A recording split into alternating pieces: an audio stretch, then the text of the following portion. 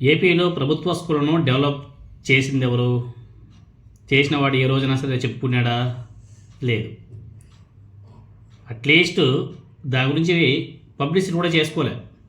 కానీ వాటిని చూపించి టమ్కీ వేసుకుంటున్నది ఎవరు? వాటిని చూపించి టమ్కీ వేయించుకుంటున్నది ఎవరు? వేసుకుంటున్నది ఎవరు? ఇంకొకరు. విధి ఆడినటువంటి వింత నాటకం అంటే ఇదేనేమో. నిన్నటి నుంచి చూస్తున్నాం. చంద్రబాబు నాయుడు గారు, లోకేష్ గారు స్కూలు టేబుల్స్, గిన్నెలు వెత్తడం, గ్లాసులు వెత్తడం, స్కూల్ పిల్లల మధ్యలో కూర్చోవడం. బాబ్బా, ఆ స్కూల్ డెవలప్ చేసింది ఎవరు? నాడు నేడు కింద ఆయన ఏ రోజైనా సరే ఇంత హడావిడి చేశాడా? ఇంత పబ్లిసిటీ చేయించుకున్నాడా? లేదు. ఆయన చేసినటువంటి డెవలప్మెంట్లో వేరే వ్యక్తులు వచ్చి అఫ్కోర్స్ దాన్ని ఆయన చేశాడనేసి చూపిస్తున్నారా లేకపోతే ఏమిటి అన్నదే ఇంకా ప్రజలే ఆలోచన చేసుకోవాలి. ఒక ముఖ్యమంత్రి కుమారుడు ఆ విధంగా వెళ్ళి ఆ విధంగా పబ్లిసిటీ చేసుకుంటుంటే ప్రభుత్వ ఖజానా ఎంత బొక్కో మీకు అందరికీ కూడా తెలిసే ఉంటుంది. ఒక ముఖ్యమంత్రి తన కార్యాలయం నుంచి బయట వస్తే ఎంత డబ్బులు ఖర్చు అవుతాయో మీకు అందరికీ తెలుసు. తెలియనిది ఏం కాదు. వీళ్ళు చేసింది ఏమన్నా సరే ఉందా ప్రభుత్వ పాఠశాలలకు ఈ 19 ఏళ్ల కాలంలో అంటే పెద్ద గుడుసున్నా.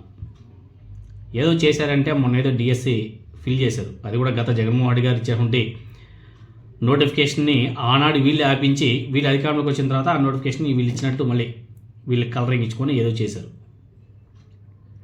అది తప్ప ఇంకా చేసింది వీళ్ళు పెద్ద గుణసున్నా అనేసి చెప్పుకోక తప్పదు.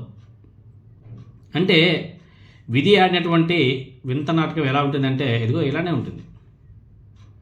జగన్మోహన్ రెడ్డి గారు ఏ రోజు కూడా ఇంత హడావుడి చేసిన సందర్భాలు లేవు.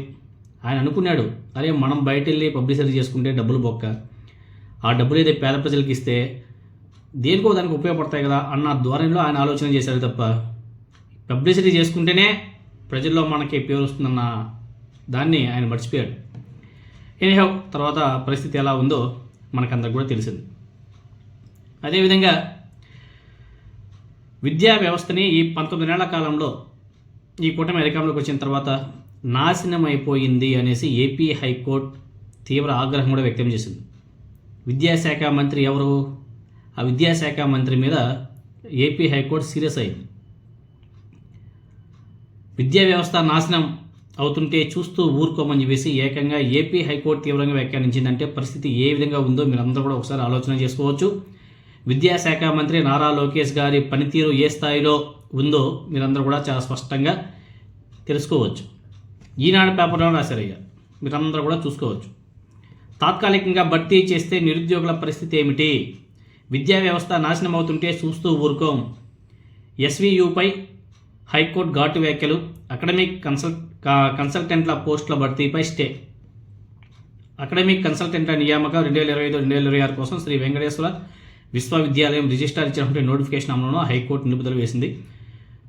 అదేవిధంగా భర్తీ చేయడాన్ని వీళ్ళు ఇచ్చినటువంటి వాటిని భర్తీ చేయడాన్ని కోర్టు తప్పుపట్టింది.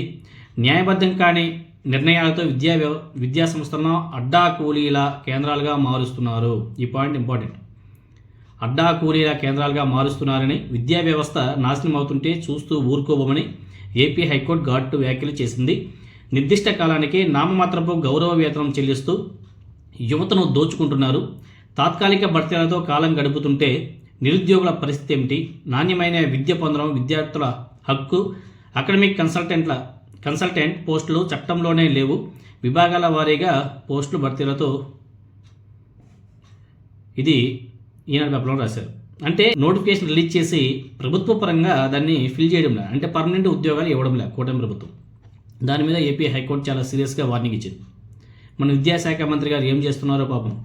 మన విద్యాశాఖ మంత్రి గారికి ఎక్కువ పబ్లిసిటీ చేసుకోవడంలో ఆయన ఫుల్ బిజీగా ఉన్నాడు తప్ప సమస్యలను పరిష్కరించడంలో ఆయన ఏమాత్రం సిద్ధశుద్ధి చూపడినట్టుగా కనిపిస్తుంది. మళ్ళీ ఆయన రేపటి తరానికి తెలుగుదేశం పార్టీకి అధినేత అంటారు, నెక్స్ట్ ముఖ్యమంత్రి అంటారు. ఆయన ఉన్నటువంటి ఆయన మంత్రిగా పనిచేస్తున్న విద్యా వ్యవస్థ మీద ఏపీ హైకోర్టు చేసినట్టు ఘాటు వ్యాఖ్యలు. ఇప్పటికైనా సరే నారా లోకేష్ గారు మారాలా?